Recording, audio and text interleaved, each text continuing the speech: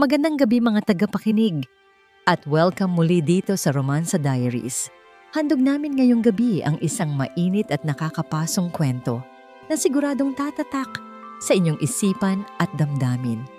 Ihanda na ang inyong mga sarili sapagkat ito ay kwento ng tukso, ng paglalambing at ng paglalakbay ng isang inosenteng puso patungo sa apoy ng pagnanasa. Ngayong gabi, ating pakinggan ang kwento ng Ang Kasambahay at ang Matandang Amo, ang haplos ng amo, init ng tukso. Sa isang lumang bahay sa may bayan ng San Felipe, nakatira si Aling Selma, isang byuda na kilala sa kanilang lugar hindi lang sa kanyang kagandahan, kundi sa kanyang kakaibang karisma. May edad na siya, nasa 45, ngunit hindi maikakaila na ang kanyang katawan ay tila hindi kumukupas. Malambot ang kanyang kutis, makinis ang balat, at higit sa lahat, taglay niya ang isang dibdib na animoy laging nananabik na makatawag pansin. Isang araw, dumating si Marco, isang binatang ni may 10 anyos na naging kasambahay ni Aling Selma, tahimik, mahiyain, at walang kaalam-alam sa mga bagay ng pag-ibig at pagnanasa. Bagamat bata, matipuno ang kanyang pangangatawan mula sa pagtulong sa bukid, ngunit inosente pa sa tukso ng isang babae. Habang lumilipas ang mga araw, hindi na iwasang mapansin ni Marco ang kanyang amo. Tuwing umaga, nakasuot lamang si Aling Selma ng manipis na duster na bahagyang bumabakat sa kanyang hubog, lalo na ang kanyang dibdib na laging lumulutang at nagbibigay ng kakaibang init sa binata. Marco, pakikuha naman ng tubig sa kusina. Lambing ng amo habang siya'y nakaupo sa sala.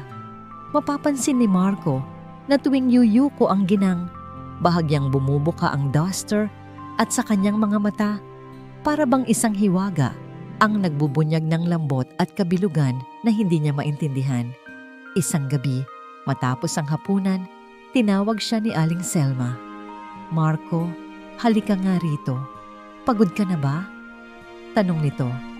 Habang nakaupo sa sofa, ang kanyang dibdib ay animoy nakalapit at malambing na nakahain sa harap ng binata. "Medyo po," nahihiyang sagot ng binata.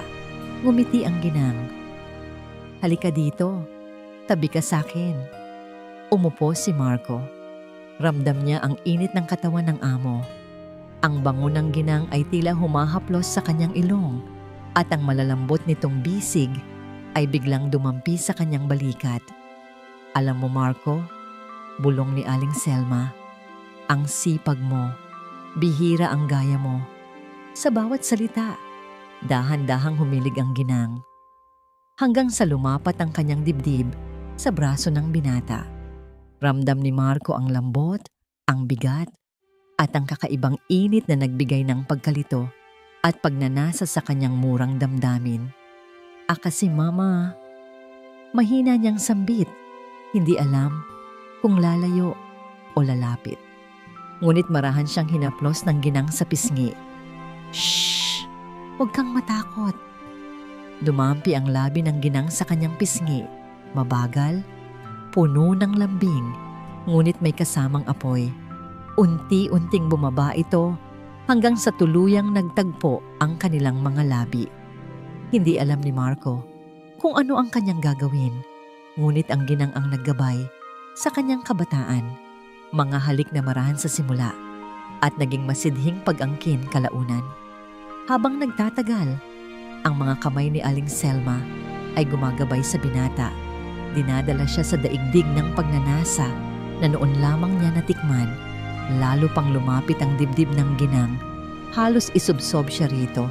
At si Marco, bagamat nag-aatubili, ay tuluyang bumigay sa init at yakap ng kanyang amo. Nung umpisa ang ginang lang, ang tila nagdala. Humalik sa leeg, sa tenga, sa batok, hanggang sa balikat. Di maipaliwanag ang kiliting nadarama ng binata. Nakapikit lang ito, kasabay ng mahihinang daing sa sobrang sarap na nadarama.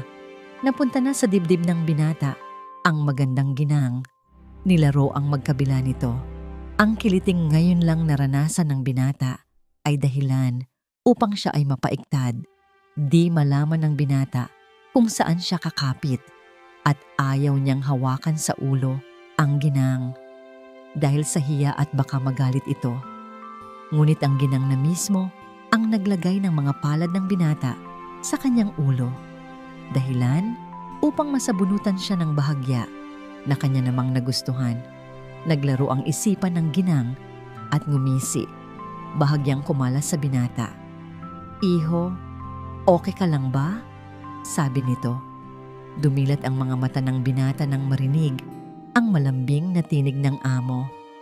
Sa pagdilat niya ang hubad na katawan ng amo ang tumambad sa kanya. Wala nang saplot, wala nang kahit ano, kundi ang kabuuang anyo na kahit medyo may edad na ay nakakaakit pa din ang hubog at korte nito, lalo na ang mga dibdib na malulusog na tila ba siya ay inaakit. "Gusto mo?" sabi ng magandang amo. Tumangulang ang binata na may kasamang hiya. Kinuha ng ginang ang ulo ng binata mula sa batok at isubsob sa kanyang mga naglalakihang dibdib. "Tikman mo, lasapin mo, dilaan at sipsipin mo nang parang wala nang bukas." Agad na kumilos ang bibig ng binata at napapikit na lang ang magandang amo. Tumagal ng ilang sandali ang binata na tila ba napasarap at napayakap ng mahigpit ang ginang dahil dito. Makalipas ng ilang sandali, itinulak paalalim ng ginang ang ulo ng binata upang marating ng labi nito ang pagitan ng mga hita ng babaeng amo. Napakislot ang magandang amo sa kiliting naramdaman at sinimulan ulit ng binata pakilusin ang kanyang dila sa parteng ito. Tuluyan ng nilamon ng alapaap ang damdaman ng magandang amo. Malakas na hingal at mahihinang huni na galing sa babae ang maririnig mo sa silid kung saan sila naroroon. Sa bunot, haplos na madiin, tila hindi na magkandamayaw ang ginang sa nadarama at tuluyang uminat ng kusa ang mga pata at tumirik ang mga mata. Pero kahit hingal, binaliktad ng magandang ginang ang sitwasyon. Siya naman ang nasa ibabaw. Mula leeg pababa napatayo ang binata. Dahilan upang mapaluhod ang magandang amo. Tumitig ng makahulugan ang magandang amo sa binata bago simulan ang ritual. Hayok, sabik, kala mo mauubusan. Ayan ang asal ng magandang amo habang nagpapakasasa sa nakatambad na katangian ng binata na nakatambad sa kanya. Napahiga ang binata dahilan upang lalong umibabaw ang katawang ng magandang ginang. Pero hindi siya tumigil, lalo pang binilisan. Buo, sagad hanggang dulo. At tanging ungol lang ang naisagot ng binata. Lalong bumilis, paiba-iba ng direksyon. Hindi pa nakontento, ginamit na din ang dibdib para dagdagan ang sensasyon na nais iparamdam sa walang kamuwang-muwang na binata. Pabilis ng pabilis, doble ang sarap na nararamdaman, kasabay ng malalambot na labi, ang malalambot na dibdib. Hanggang sa tuluyan ng umagos ang dalaw ng kaligayan, walang sinayang. Sinimot bawat patak na akala mo ay galing sa sariwang prutas ang katas na umaagos, at dinala na nila sa susunod na hakbang ang kanilang damdamin. Dinala ng magandang ginang ang binata sa ibabaw upang ito ang magdala sa sitwasyon na tila gagabayan niya lamang. At nang nagsanib na silang dalawa, tuluyan ng umuga ang kama. Marahan, mabilis at tanging malalalim na hinga at madidiin na huni ang maririnig mula sa kanilang dalawa. Ang buong gabi ay naging saksi sa pagsasanib ng isang murang kasambahay at ng isang babaeng may karanasan. Mga halik, haplos, at paglalambing na nagbukas ng bagong daigdig kay Marco.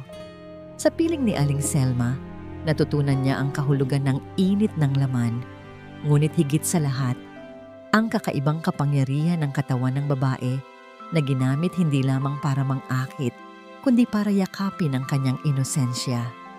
At sa huli, habang magkadikit pa ang kanilang katawan, bulong ng ginang. Ngayon, Marco, alam mo na kung paano magmahal at paano masaktan. At dito na nagtatapos ang ating maikling kwento. Mga tagapakinig, sana ay nadama ninyo ang init at paglalambing na bumalot sa bawat eksena. Ito po ang inyong Romansa Diaries. Huwag kalimutan mag-like, mag-share at mag-subscribe para sa iba pang maiinit na kwento. Hanggang sa muli, magandang gabi.